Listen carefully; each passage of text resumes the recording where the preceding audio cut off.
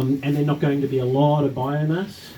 So basically, and of course, from a permaculture design perspective, you want them right near your kitchen if possible, because as you were so accurately saying before, having all those veggies for the market garden right down the bottom of the hill, there's a lot of dissuasion for you to go there to get what you want for dinner when you have to put on a head torch and wade through mud and so it all makes a lot of energetic sense in the conservation of energy to have that as close to your kitchen as possible.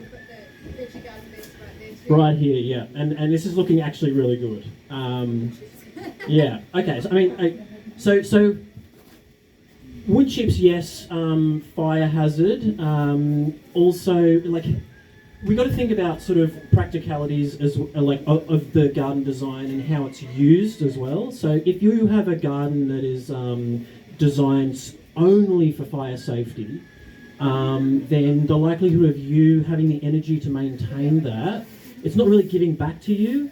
And so there's like this, apart from, hey, my family didn't burn in a horrible fire, I mean, there's a pretty big gift right there. However, you know, if you're getting something out of the garden and the design system, then you'll actually have more encouragement to maintain it. And another big design factor in this is it's about moderating the amount of ongoing maintenance for that fire safety as you can. So there's going to be a degree of maintenance involved in whatever, but it's about how much energy you've got to do that, how much time you've got to do that, and clever design can really help in that sort of process. So, so within that first 10 metres, any of the products you should be using, like plastic weed matting, not a good idea. That stuff is very flammable and very toxic when it's on fire. So, you know, even when you're going for like rock mulch or like oyster shell mulch you can get, which is not flammable, and a different option. Different paths are good, like if you use like a granitic sort of material, so like crushed granite is one of the things that I use a lot in paths. And it is totally unflammable, really good walking, looks pretty. What else do you need? Any of your edging, you want to minimise your timber, especially like treated pine is like, yeah, crazy flammable. So try and steer away from that stuff. And so some of these garden beds, if they're built out of like non-flammable materials and they're well irrigated and they have a lot of like those vegetables in them, they can actually be a defending element to fire coming close to your house. And so you've got the usefulness of it being right there for the food, but it's also doing some of that defence. So make sure that you're sticking with your rocks and your concrete and your unflammable materials in all of those things. And funnily enough, even well-placed water tanks, not poly water tanks obviously, but like cement water tanks, steel water tanks. Now we were talking just before, if you have steel water tanks that aren't stainless steel, they've got a plastic membrane on the inside of them anyway, so if you're drinking water out of those and they have like the heat of a fire on them, that drinking water is probably not going to be particularly good anymore, because it'll have all the exudates of that plastic which has taken the heat through the steel come out. Yes? How much heat is required to be a problem? I have not the specific data on that as far as like the level of heat. However, I would say that if you have fire coming within like 50 metres of your place, there's going to be enough. It's all about the intensity of fire as well, right? Like you can have like cool fires and it's not going to be a problem. And of course you've got the whole thermal mass of the water if they're full. But the thing is with steel that it conveys heat very quickly and very well. And so, and because the plastic is attached to the inside of that steel, all it takes is for that radiant heat to be, you know, beyond like comfortable for a human, and it's probably going to start denaturing the poly on the inside of that that tank. So in that sort of case, I would stick with your more cement sort of tanks, if possible. Of course, there's logistical issues depending on access and things anyway. However, now I'm going to jump around a bit because that's just what my brain does. Feel free to put your hand up as we did over here if you feel like I've drifted too quick, and we can circle around. So What are the other things? So yeah, pebbles as your inorganic mulches. You can use those on top of veggie beds as well if you so desire. However, they're not particularly useful as for the other uses of mulch. So the beauty of organic mulches is they're breaking down and creating humus in the soil, and they're conserving moisture because they're actually absorbing it, and the worms are basically cycling all that into the ground material. So it's hard to just want to only use stone mulching on your veggie beds. So if you're accounting for that with the appropriate, so if you use something like wood chip, there's a lot of carbon content in wood chip, and so when that dries out and heats up, that's actually there's a lot of fire that can come from that. But if you use something that's a bit less carbon dense, like your sugarcane mulch, that's not going to, and even if it combusts, it's not going to put a lot of heat and fire out by the time it's gone. And you just use like an inch of that on your veggie beds, and that's not going to add to the fire in a significant quantity, and it's still going to be beneficial for your veggies rather than stone, which is inert and also soaks up a lot of sun heat and can create like a hotter microclimate, which can actually make things drier in the long run anyway. And you want to conserve water wherever possible, obviously, and when those fires are coming through, that's when we're in the drought usually, so water extra important there. Now, as far as your fruit trees go, and I was saying they're quite fire retardant, so if you have your veggie beds, so you don't want anything super tall within that first 10 metres and probably within 20, 30. With your trees that are somewhat in proximity to the house, the rule of thumb is 1.5 times their height. You want that to be the closest they are to a building.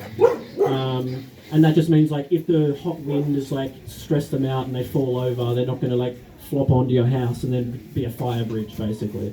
And even the most fire retardant plants, with enough heat and with enough hot air which is pushed in front of the fire, it hyper dries things and they can become crispy very quickly. And a crispy tree is a burning tree in short order, generally speaking. I keep looking around because I'm looking at what we can specifically look at here. So these bricks and things are really good edging because they're obviously not flammable. Probably minimising the wood chip.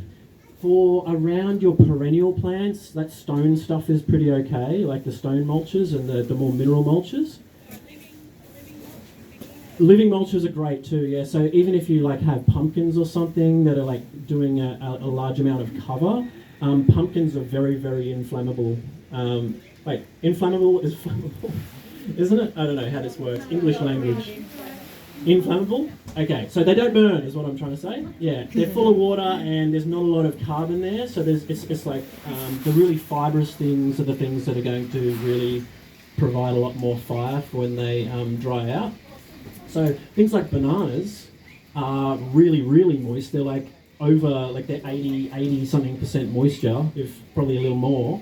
And so they're one of the first points that I usually design for the septic output. So instead of having your septic water go out into just a grassy knoll somewhere, which feels like a productive waste of that moisture, especially in the dry times, having that distributed into, say, a banana circle, which I'll come to the shifting the landscaping front as well in a second. The banana circle is basically where that first output can go, and it's overflow water.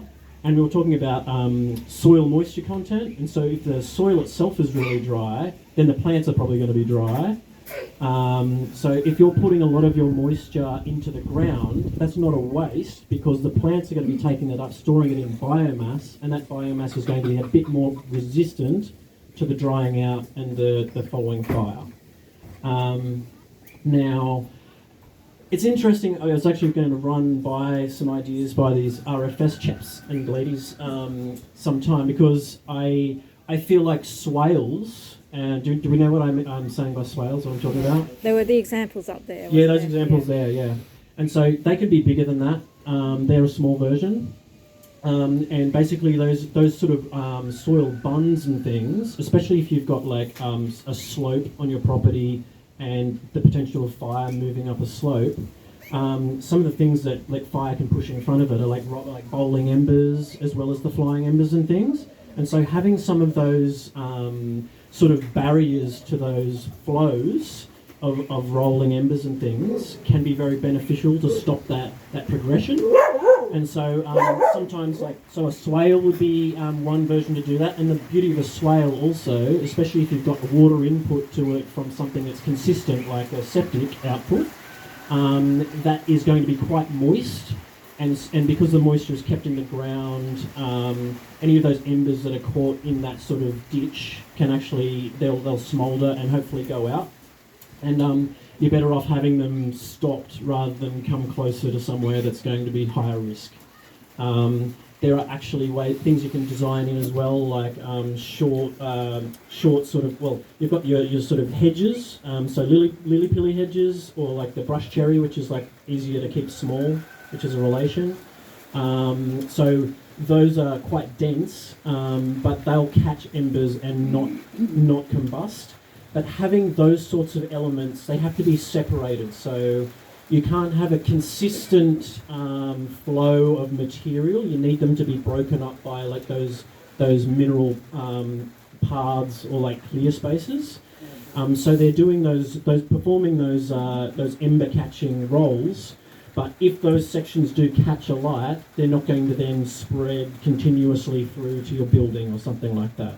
And so having in the design, having like something like your access points right up around the house, apart from that being really good for your fiery access, it doubles usage because you need those to be open and drivable anyway. And so they're not going to be full of vegetation. And so that can be one of the gaps in between some of your plantings. What else? Talking about rain or knots. Pools, obviously, water features. It's water, right? So it's really good. Pools are great to swim in, but they're also a big water storage unit, and you can be using that to fight the fire if you get desperate for it. And of course, it's nice to provide a little bit of extra refuge for the poor animals that are fleeing from the local bushland as well, because they're getting it hard. So, it's not just for I know we take precedence, but I like to think of all the poor little animals as well. So having a water feature amongst your garden planting can be really good. You just don't want to underdo it. So as far as thermal mass is the big thing there. So do you know what I mean by thermal mass? So it's like the more water you've got. A classic thing people do in suburbia, at least, they're like, I want a frog pond, and of course the council says, you can't have a pond that is deeper than 30 centimetres because children might drown. Like, children will drown in a piece of Tupperware if they're not well equipped, Anyway, so put a mesh thing over the top. You can do that, like Rio or something, which is like then the defence for the children, as long as they can't fit their head through the mesh gauge. They might try, but you'll just laugh and say, not this time, buddy. And what you want is, if it's too shallow, your surface area to that volume of water is too great. So it's the same with like burnability of leaves, right? Surface area to volume ratio. And so the hot air is going to evaporate that pond out of existence in no time if it isn't deep enough and broad enough. So if you're going to do it, you may as well do it right. And I mean, that's a nice little dammy pond thing up there. You could probably use a few more little plantings around it. But plants like this crenum here, this swamp lily, really good. And there's no way that thing is burning. It's just like the most fleshy, beautiful flower. Super easy to grow, handles stress as well as anything. But yeah, you can still have your vegetation and your frog habitat without it being a fire risk. Yeah. What else? Oh, okay. So, vines like this, ideally, at least in my readings, you do not want these things trellising up onto anything adjoining the house because they're bridges, basically. And so, especially with like old dead grape and things like that, that's basically just like a match contact waiting to happen. And generally, like a lot of those sorts of trees, you want to have them a little further back if possible. Ideally, I mean, most of these plants, they're quite fire retardant anyway, but it's just about how dense they are and how close. And then you factor in how dry they get with that hot air pushed in front of a fire, and then you might have trouble. Like I was saying before, like all plants are flammable in the end. It's just about the conditions they're in that lead them to that point and how long it takes them, really. So like that loquat over there, which is the tree behind the yuccas. If you can, are they yuccas? They're yuccas. So that's actually a good distance and a relatively good height. You could probably take like a metre off the top of that and it'd be a little safer. And then it's just about like, okay, so if I have plants in pots, are they plastic pots? If a fire comes close, those pots are going to melt and burn, and then they're going to add to the fire. Any kind of gas, any kind of chemical storage, you want to have them on the far away from the house, but also stored on the opposite side of the house to where the fire would be coming from.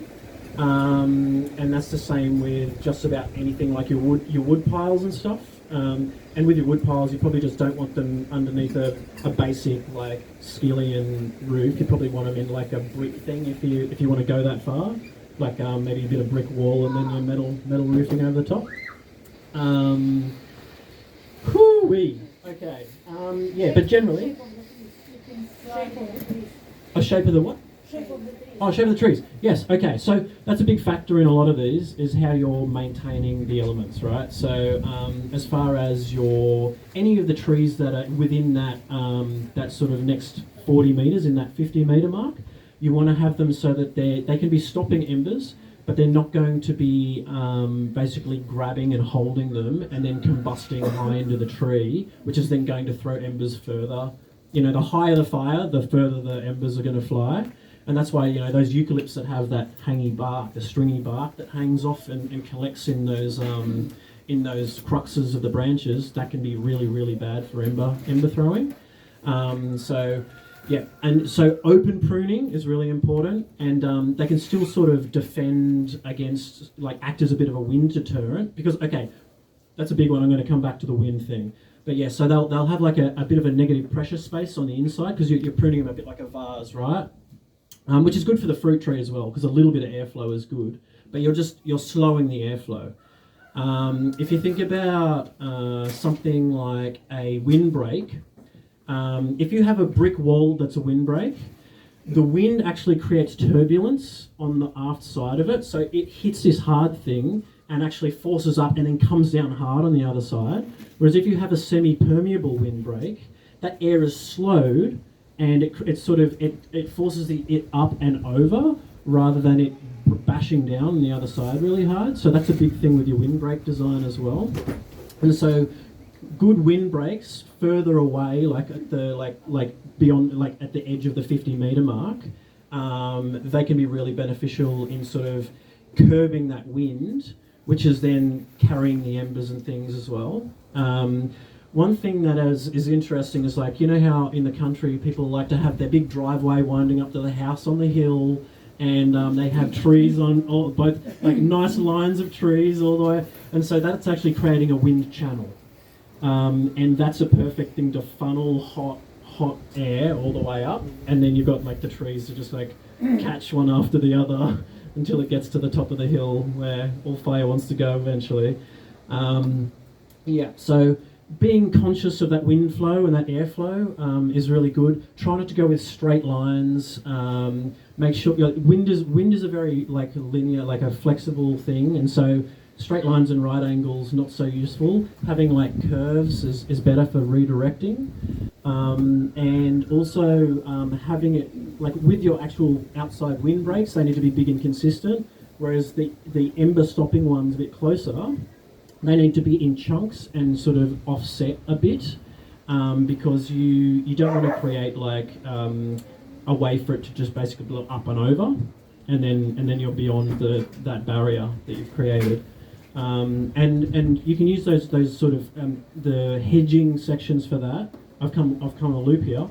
But you can also use like retaining, like if you're on a hill, you can terrace a bit, and as that those embers are blowing up the hill, they're hitting those brick the stone retainers, and they're stopping and burning out there.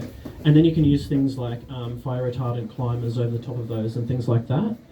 A lot of the plant selection that I would be focusing on within that, that nearby safety area with your hard mulches and things. If you know Aptenia, it's a like ice plant. Have you heard of that? It's really succulent. It has almost like a little pig face flower. It's got an edible leaf. It's quite salty. And it's got a pink flower. It has a pink flower. Yeah, I use that a lot. It's really good at like cascading over walls and things. Aptenia cordifolia. Do you need me to spell it? Okay. And pig face is another good one because it's so succulent and it's a native. Got edible qualities. In fact, a lot of the succulents are quite useful in that first 10 metres because that's where you really don't want anything burnable. As far as like shrubs and things, they're saying like, okay, don't plant any shrubs, like don't underplant your trees with shrubs.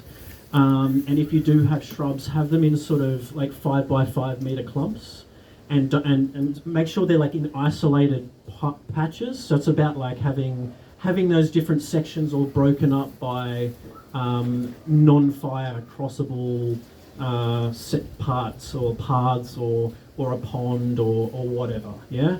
So all of this stuff, is this all making sense? Yeah. Yeah. So when we go to do this like little design experiment after a little, are we gonna have a break? We'll have a break beforehand. Yeah. Yeah. So people can be like, oh my god, he talks so much. Deep breaths. Yeah. What haven't I mentioned? Wooden arbors and things like that. So they're suggesting, don't use timber, use metal. This is not ideal. Yeah, if you have so patio is fine because you've got hard surfacing, but as far as the trellising goes, it has to be steel. It has to be something that it might melt, but it's not going to add to the house adjacent fire heats and things like that. As far as all of the sort of the tree plantings and things further down, having them well separated, and I think we mentioned I think you said 2 meters below the surface. It's 2 meters above the surface. So you want to make it's parkifying basically. So it's just about saying, all right. You don't want anything that can catch fire around the base of the tree and then climb the tree and then spread from tree to tree, because that's where you get big problems. It's just about having your trees well enough separated so they be healthy and well maintained, not too many dead branches, but also aren't touching canopies.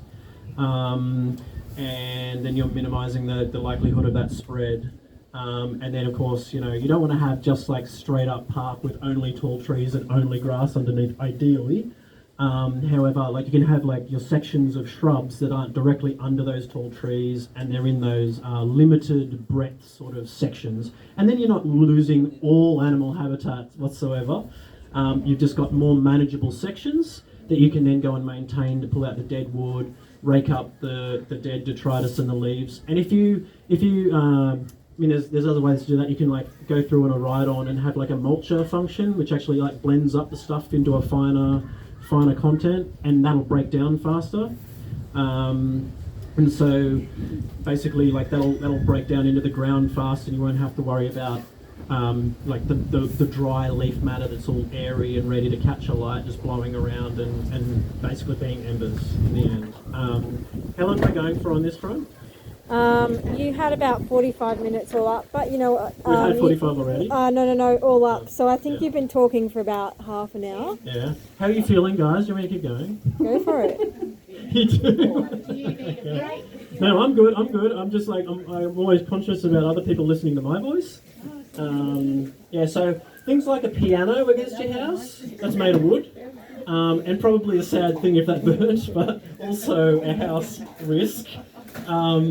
Things like your decks and things, they're saying make them out of something that's not timber. So you're better off with a concrete pad, as delightful as that is. I know decks are nice, I get it. Lochy, what Yeah. about that new recycly pretend wood stuff? That's a Yeah. plastic Mod base, wood. isn't it? Okay, how so would you it's wood chip that's bound together with plastic, forever board sort of stuff. So honestly, I don't think it's a good idea. It's going to be more toxic than even just wood burning and still flammable. So, but I haven't spoken. Maybe they put flame retardant chemicals in them. They are meant to be lower, like, because we were looking at Yeah. options. Is it And density? I haven't, it's been a while since I read up on that, but they are meant to be kind of in the category, I think, with hardwoods or something, but don't quote me on that. Yeah, but hardwood will But still burn. it was, it Yeah. was still burn. Yeah. So there are some products out there, but always, it's always worth being just a little bit skeptical, I think, because of course, people want to sell things, and they might be like, twist their word a little bit. The other option we looked at was cement, fibre cement boards, Oh yeah, and they're meant to be in one of the lowest categories. So you can use them for anything, for walls, for flooring. yeah, it's got a on really low decks. rating. Yeah. Depends what you've laid them on, I suppose. Yes, metal. Maybe put on a metal base. Yeah, that's right. Yeah. Oh, you don't want to treat it fine. Oh boy. Keeping the stuff off your flammable, like your house attachments and things, and even any of that edging, you just do not want, like this structure here. That's 90% wood right there and right next to the house. As cool as it is. Yeah, it's very nice. With the pond thing, and so you guys are probably okay because you have high clay content here, from what I could see. However, not everybody has such a beautiful high clay content, and if you need to line a pond, remember that the liner is plastic, and if it's not a big enough pond that doesn't have enough water that can last through a hot experience like this, then water goes, pond liner combusts. Yuck. Also, has anyone heard of a oleander? Yes. Beautiful flower, but oh my god, poisonous smoke, everybody. Don't have that next to your house. I've done some consults of these bush houses, and they've got oleanders planted right up against the house all the way around, and I was just like, why? Yeah, so they actually burn with a smoke that is toxic. So do your poor fireys a favour. The last thing they want to be breathing in while they're fighting these fires for you is that stuff. Yeah. Lochy, other plants that are poisonous, like wisteria and stuff, would they also burn? I think it's a specific poison that's aerosol combustion. So I don't think wisteria is good for that. I don't think it's poisonous. Oleander's a baddie. Oleander. Did you say wisteria? I did say Okay. wisteria because that's poisonous, but I Yeah. don't know whether it's the seed pod or... Usually it's the seeds are high in cyanide. I probably wouldn't eat any part of the plant anyway. Have you tried the flowers? They're pretty bitter. I grew up with them. I put a few things in my mouth I shouldn't have, maybe. So the thing about the wisteria is they're highly vigorous. They're a bushweed, and that's worth mentioning in the plant selection of things as well. I'll come to that. But your wisteria, so usually you're going to have that growing, and it's really common. You'll have a house, and you'll have a trellis attached to the house, and then you'll have wisteria over it. The thing about wisteria is it grows an enormous amount every season, and it is hard to keep up with. And then it's deciduous, so it drops all of this extra leaf matter, and that goes into your gutters. That was my job when I was a kid, cleaning out the gutters from wisteria leaves. And then raking it up, of course. Great material for compost and things, but it's not great if you need to worry about fire being on your roof. But similar for grape and then kiwi fruit, I guess, as well. They're all So, deciduous. yeah, true. And kiwi fruit is a little less of a concern due to it's probably a high moisture content, a bit hairy. But again, you probably don't want those things climbing on something adjacent to your house. You'll have a separate sort of a structure for them somewhere. Yeah, and have that broken away. Have that delineated from your immediate house space if possible. Now, if you have your fruit trees, there's a few just little points that I've sort of put in my head over the past couple of weeks as I was brushing up. And so if you net your fruit trees, as you often do in these bush blocks, you don't want to be leaving the nets on your fruit trees if there's a fire coming, because and that's not going to be good for the tree, and it's not going to be good for the fire. Well, it will be good for the fire in that it likes to burn things, and that, you know, those little plastic fragments that might catch fire and actually drift as well, depending on the grade of your netting. Ideally, you don't want to have like poly netting either. Anyway, for the bat wings and stuff, try to go for like more like cotton-based things if possible. Okay, yeah. So you're allowed to use things like, you don't want to. Okay. I'm a big fan of aromatic plants, and I love them. Lots of oils, that's right. So it's not about, you don't have to be like really extreme about it, you know. It's like, no, I will not have any plant around my house, even close, that has oils in it because fire risk. It's just about, okay, if I'm going to have some of these things, how can I mitigate the chance of them adding to a fire risk?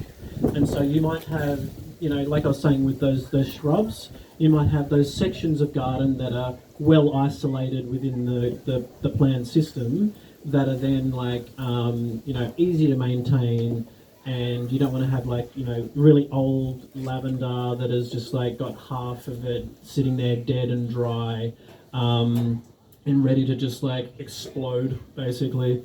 So yeah, it's just about like having it nice and easy to see, easy to maintain when you have to maintain it, and then you can still have some of these nice things. You know, just because you live in a bush block where lots of fire risk doesn't mean you can't have some nice things. You just have to make peace with the fact that they might burn in a fire one day. But yeah, that's a different topic. So, what else have I not covered here? Yeah, the wind thing. I think I've mostly covered that. So, as long as it's just about thinking about it. So think about like how that wind is being curbed by your plantings, and if your plantings are creating a wind channel that's directing hot wind directly onto your house, then that's probably something you need to worry about. Yeah, like I was saying, if you've just got like your big straight line of a driveway or like vaguely curved driveway with those lining trees, that can be a big issue. The time of now, there's just so many variables, and I don't want to lay all of them on you at once because it's just like it's enough to give you an anxiety attack, to be real. But like it's worth just thinking about like the different cycles that plants have. So you know, deciduous trees are pretty good. They release a lot of their leaves in one time of the year, and that is usually before winter. And winter is usually not the time you're getting those nasty fires, so that's a time at which you've got plenty of time to rake up those leaves and compost them down, or, you know, drive over them and mulch them into a finer mulch where they'll just break down with the winter rains or something. Now, there are some trees that are going to, when they get stressed, and this is when the start of the drought happens, for example, they will drop a lot of leaves in response to that. And that is a bad time to have all your leaves drop because you've generated an enormous amount of flammable mulch at the worst time of year. So it's worth noting that, you know, those trees, if you have them, don't necessarily have to remove them completely, but make sure that they are well consistently irrigated so that they don't have that phenomenon.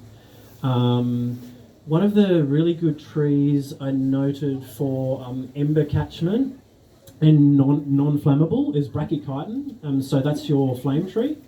And there's a few species as well. Is that, you agree?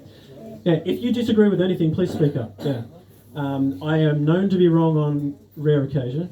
The beauty of brachychiton is used as a water pump, so it brings water from the subsoil up into the soil. Yeah, and its bark it's got like water and life, like right to the outside. Doesn't have that crusty dry layer on the outside. Yeah, beautiful tree as well. But the name's a bit of a misnomer. Flame tree. Flame tree? Yeah, look, it's just like it lights a flame in your heart. What a flower. Yeah. I mean, I don't wait for the flowers for it to move me, but hey, it's a pretty tree. And so if you look at a brachychiton and how they're branched, that's a good example of like an open branching tree which isn't going to trap. It's going to sort of be a bit of a screening, but it's not going to grab onto those embers and then start a combustion process. and it's got so much moisture close to the bark level. Like you just have to go, like on an adult tree, you can just scratch with your nail, and you can tell there's sap right there. So high sap plants, as long as they're not like combustible saps, I'm not sure. Like euphorbia is one which is pretty flame retardant, but it's also quite weedy. If you guys have seen, there's what's the name of that? It's a euphorbia. There's actually a euphorbia tree in a pot right here. I noted somewhere as well. Owner? No? Euphorbia? It's got white sap. It's latexy sap. Yeah. Is it behind there or? Yeah. I think it's here somewhere. Anyway, afterwards I'll point it out perhaps. I'll do a little scout and I'll see what else I noted and didn't quite get the location correct. The weed thing. Okay, so there are a lot of plant species that have been toted for fire retardant plantings over the years, and a lot of them are things like privet. And privet has become an enormous environmental problem. So we don't want to be planting privet anymore. We want to get rid of privet. But it is, a lot of those European plants, they're completely out of their zone, and they like a lot of water. But you probably don't want to be giving them a lot of your water because they're not giving much back. And there are other options which are local that are still quite useful and flame retardant and probably better habitat as well. And of course, privet is an enemy of mine, so I could go for a while and just privet, but it's not going to be good for your waterways. So, yeah, bamboo really good for some of those fire screenings which are further away. Casuarina glauca is the one, isn't it? Yeah, and that's what we were saying about some of those casuarinas are a bit more flammable than others, but Casuarina glauca is one of the toted really good ones.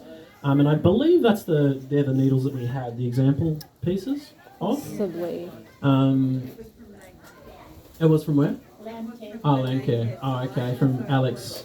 Yeah. Were they appropriately sterilised, those plant segments? No? Oh, they're from someone else. Oh, good. Okay, so, wicking beds. They're an interesting one, if you know what wicking beds are.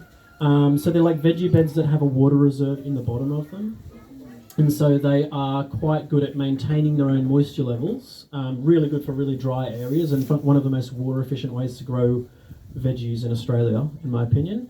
However, you've got to be a little careful about the materials in them. So you can do like IBC wicking beds, which is, Big plastic tubs. Yeah, big plastic tubs, and of course plastic equals bad.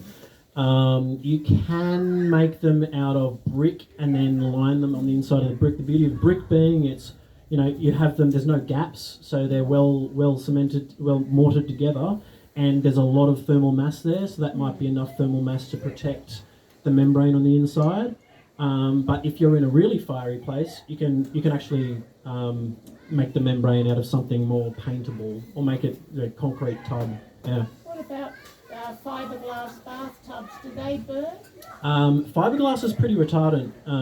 I don't know what products are inside, like the bonding agents. Toxic, perhaps. If it's thick, it's pretty good. Yeah.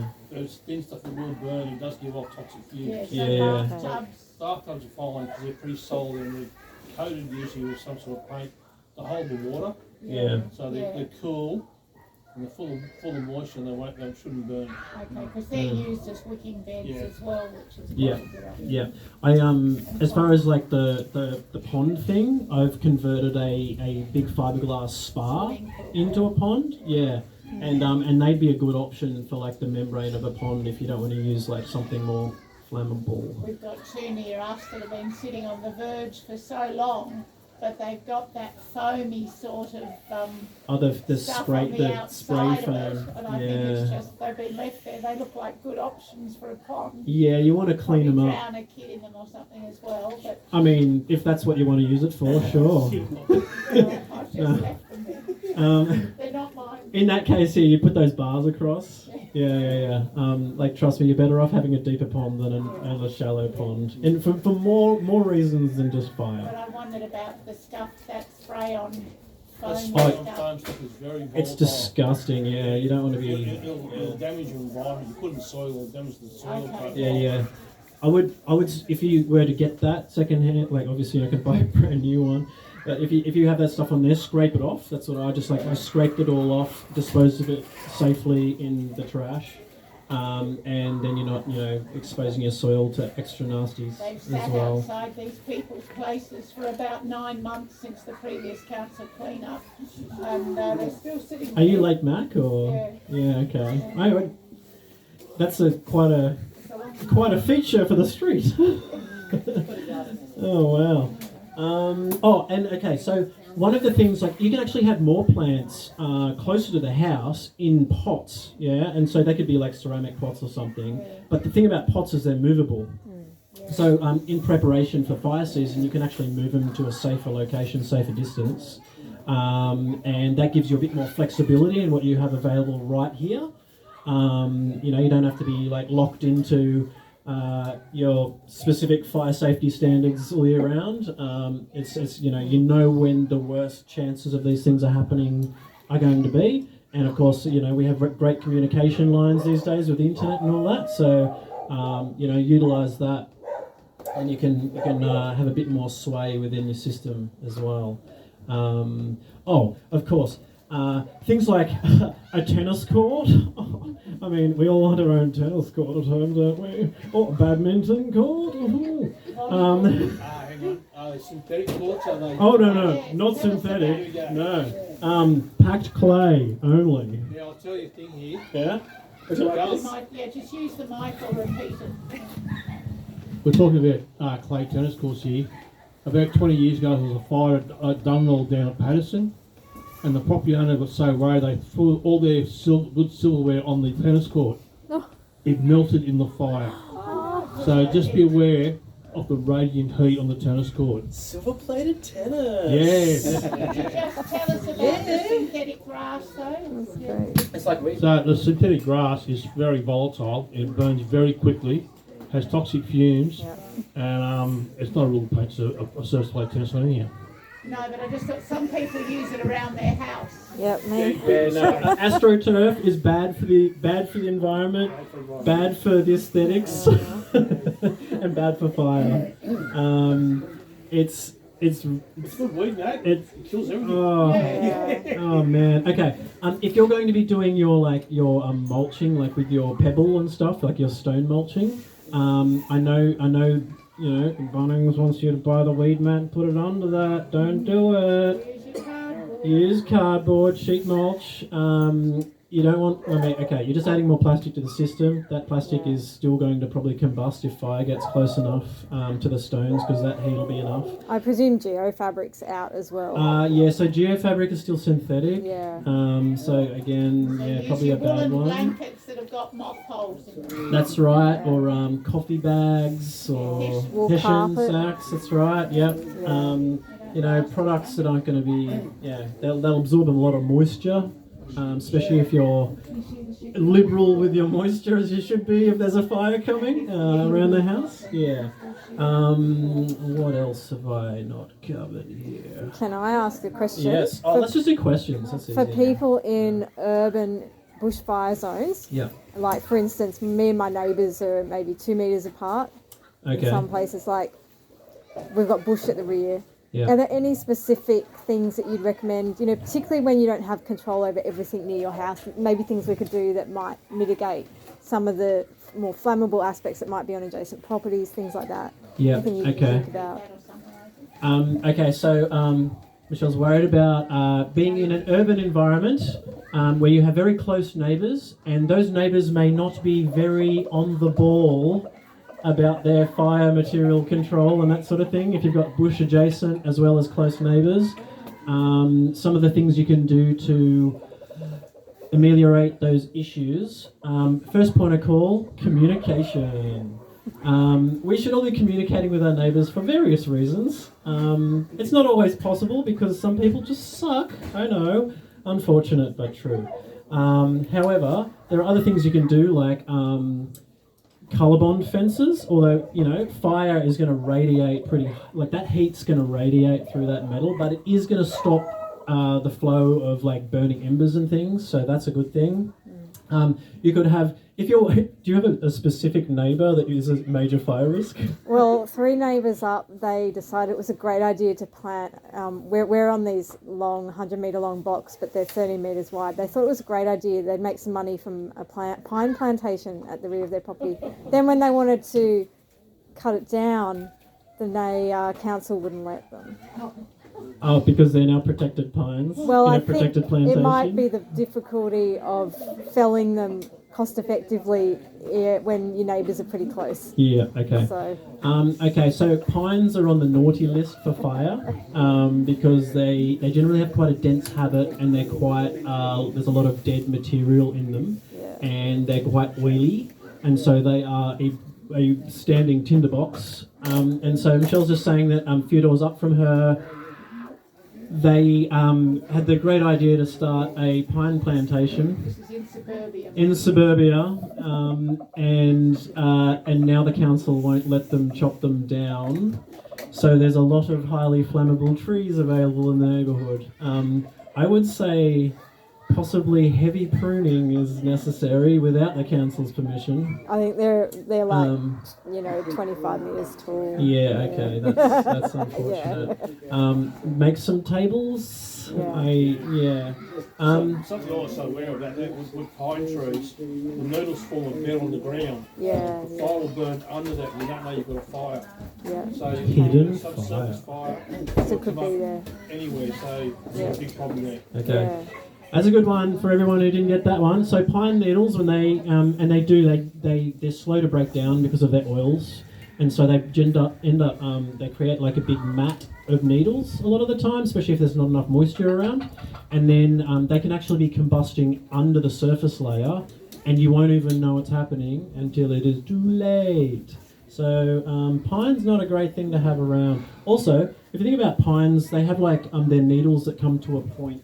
And they drop like that, and they actually catch in other trees really well, and then they're suspended all these little like nice little candelabras for you, which creates a lot more fire risk in the other plants that aren't necessarily a higher risk around them.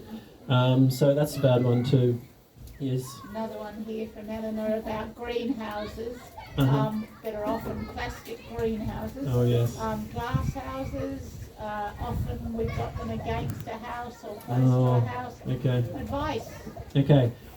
Glass under a lot of heat can just shatter, explode, yes. And so this is why they're saying, like, you don't want, if you've got windows at your house, you don't want anything major planted under them. The most you want to plant there, if you have anything, are like some low-growing succulents, because there's like practically no chance of them adding to anything. And of course, like rock mulched. It's a big lot of windows, right? So if it's a glass house against your house, once that glass breaks, you create like a suction point, right, where embers can actually be drawn in, and then they're right up against your house.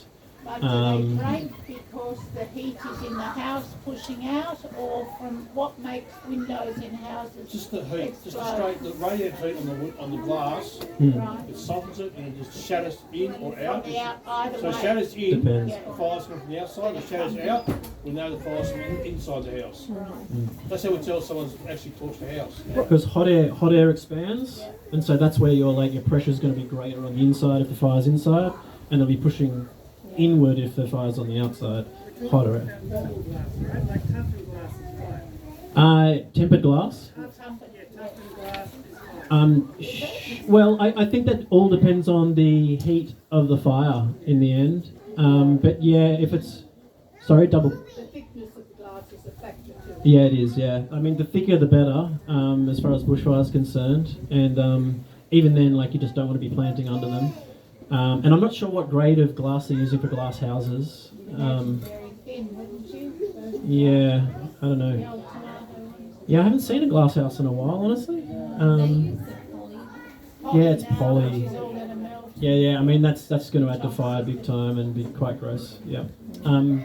Yeah. So as far as greenhouses go, shade cloth, that's all synthetic. That's going to burn like the bilio.